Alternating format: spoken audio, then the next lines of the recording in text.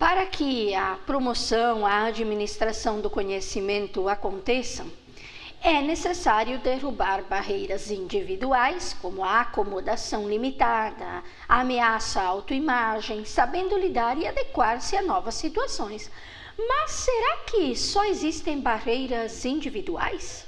Será que só o sujeito se impõe determinadas barreiras?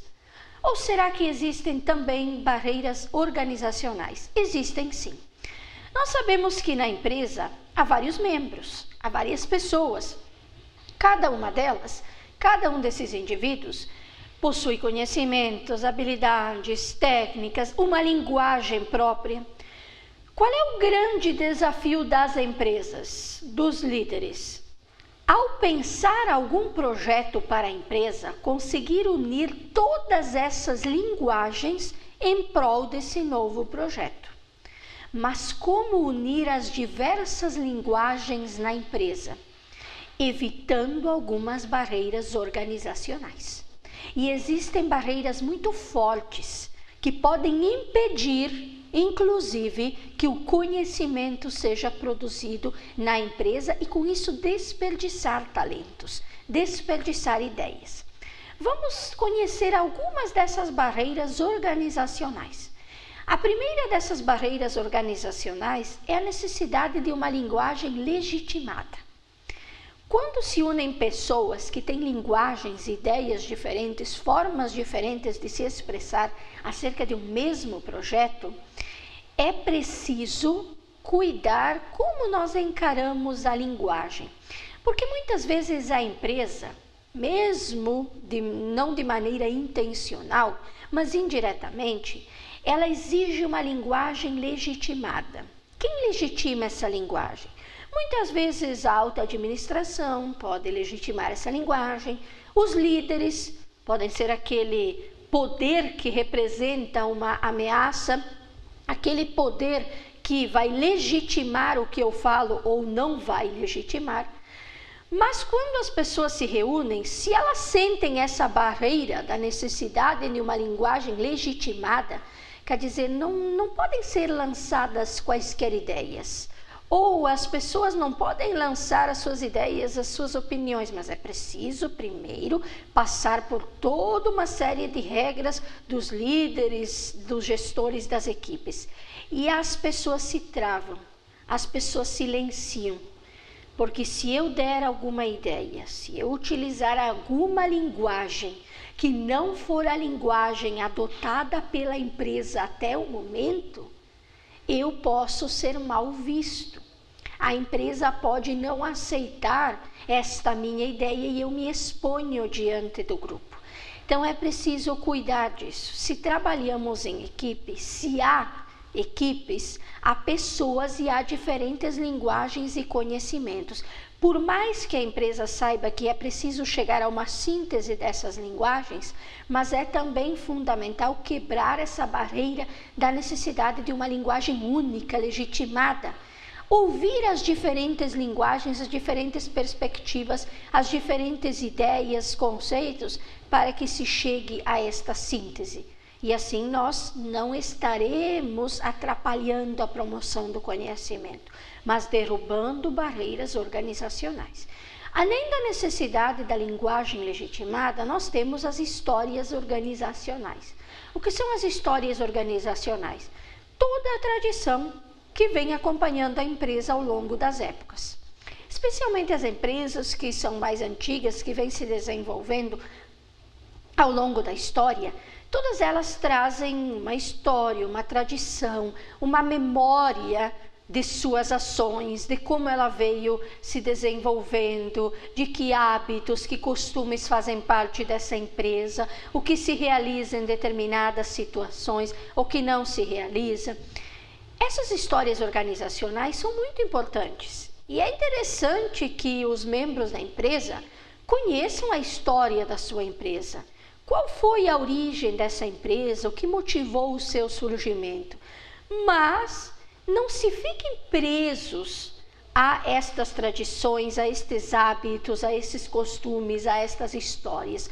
Porque muitas vezes essas histórias organizacionais, elas podem travar os sujeitos a pensar novas situações, novas formas de fazer a gestão do conhecimento, novas formas de desenvolver a própria empresa. Por isso, as histórias organizacionais, as tradições são importantes, sem dúvida nenhuma. Mas para que, conhecendo essas tradições e essa história da organização de que nós fazemos parte, é importante renovar essa história, perceber as novas demandas que são feitas a esta empresa e como ela precisa se transformar, os seus membros precisam também se transformar. Então, nós já falamos de duas barreiras organizacionais que precisam ser derrubadas: a necessidade de uma linguagem legitimada e as histórias organizacionais. Mas nós temos ainda uma outra barreira organizacional, que são os procedimentos.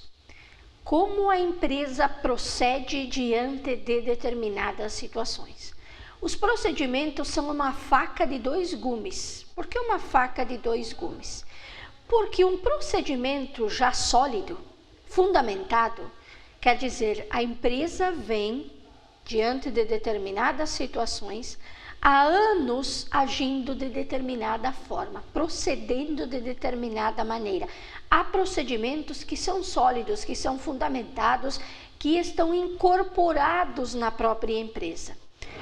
Mas este é o lado positivo dos procedimentos, já que eles foram também se solidificando ao longo da história e tem força, tem capacidade, tem poder esse procedimento. E é importante conhecê-lo. Mas, de outro lado, como é uma faca de dois gumes, tem o lado negativo também. Porque muitas vezes as pessoas, os membros desta empresa, se sentem como que encurralados com medo de ir contra um procedimento que não seja mais válido. Por exemplo, os líderes, a alta administração pensam em um procedimento para agir diante de determinada situação, mas a maioria dos membros da equipe percebe que esse procedimento não vai mais surtir efeito. Se ele surtiu algum efeito ao longo da história e até determinada época, é porque ele era realmente importante para aquela época. Mas hoje se vê situações novas que a empresa precisa enfrentar. E esse procedimento ele deveria ser transformado. Nós deveríamos mudá-lo aqui e ali, quem sabe não transformá-lo totalmente, mas dar alguma nova roupagem a esse procedimento. Mas tem um detalhe. Se os líderes, se os administradores, se aqueles que estão apresentando o novo procedimento se manifestarem fechados, este procedimento está posto, solidificado, fundamentado e deve ser feito. As pessoas se sentem com medo de dizer, ele é importante, mas vamos mudar um pouquinho aqui e ali, vamos fazê-lo novo, quem sabe a gente transforma determinadas situações. Há um medo de tudo isso, um medo de não ser aceito nesta nova ideia, neste novo conceito. Portanto, os procedimentos podem também travar a equipe, dependendo de como eles são encarados. Se há barreiras individuais, portanto, há também barreiras organizacionais. E não se esqueça que no caso das barreiras organizacionais são barreiras que a própria organização impõe através dos seus membros e que atrapalha a promoção e a administração do conhecimento. Mas se são barreiras que se impõem, também elas podem ser desfeitas. Por exemplo, no caso da necessidade de uma linguagem legitimada, entender que apesar de que sim, é possível unir todas as linguagens fazendo uma síntese em prol dos projetos da empresa, mas é importante valorizar cada linguagem, cada forma de ver as coisas, de observar cada conhecimento dos indivíduos que estão na empresa. Apesar de que as histórias organizacionais sejam muito importantes, conhecer a história e as tradições da organização, mas também estar abertos ao novo, à transformação, saber que a empresa é viva e que ela vai se transformando. E, é claro, os procedimentos. Claro que é importante que os procedimentos sejam fundamentados, que um procedimento que está dando certo seja mantido, mas também é importante não se fechar diante de um procedimento. Se sempre fazíamos desta maneira, perguntar-se, mas será que ainda é válida esta maneira? Será que nós não teríamos que mudar? e discutir com a equipe, porque cada vez mais, principalmente a partir da década de 90, não se fala de uma empresa centralizadora, de uma liderança centralizadora, mas de uma gestão participativa, que é muito importante, mas é também muito desafiadora para as organizações e para os membros das equipes.